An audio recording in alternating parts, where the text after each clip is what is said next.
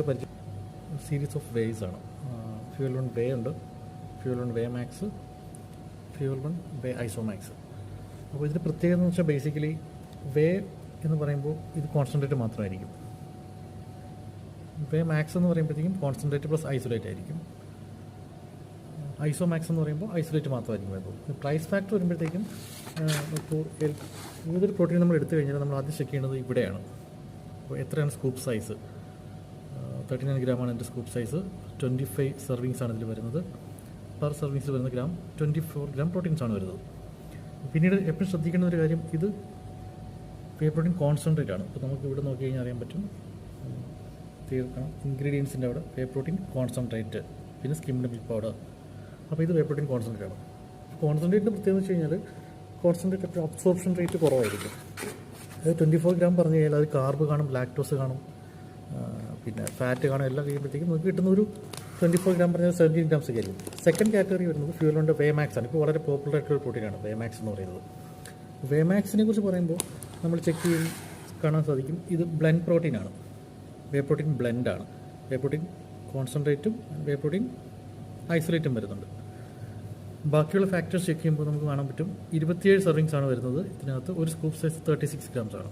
പിന്നെ protein content നോക്കുമ്പോൾ 27 grams പറയുന്നുണ്ട് പ്രോട്ടീൻ ഇതിനകത്ത്.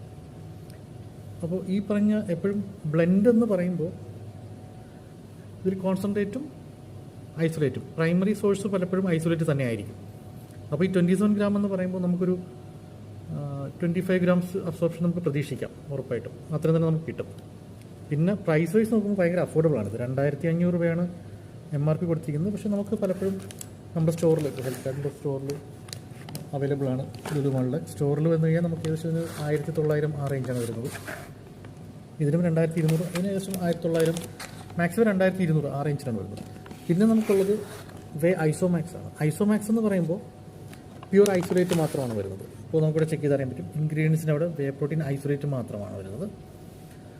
പിന്നെ ബാക്കി ഫാക്ടേഴ്സ് ഒക്കെ ചെക്ക് ചെയ്യുമ്പോൾ നമുക്ക് കാണാൻ പറ്റും 29 സെർവിങ്സ് ആണ് വരുന്നത്. 28 ഗ്രാം പ്രോട്ടീൻ വരുന്നുണ്ട്. 28 ഗ്രാം ഐസൊലേറ്റ് എന്ന് പറയുമ്പോൾ 28 ഗ്രാം അബ്സോർപ്ഷൻ തന്നെ നമുക്ക് കിട്ടും.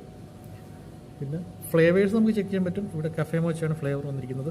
പ്രൈസ് വരുമ്പോൾ ഇതിന് 3099 ആഫ്റ്റർ ഡിസ്കൗണ്ട് ഏകദേശം 2800, 2900 ആ റേഞ്ചിൽ വരും. 1 kg പ്രൈസാണ് ഞാൻ പറയുന്നത്. അപ്പോൾ വേ മാക്സ് ഫ്ലേവേഴ്സ് വരുന്നത് ഇതിപ്പോൾ ചോക്ലേറ്റ് ആണ്. പിന്നെ കഫേ മോച്ച വരുന്നുണ്ട്, മാംഗോ ഫ്ലേവർ വരുന്നുണ്ട്.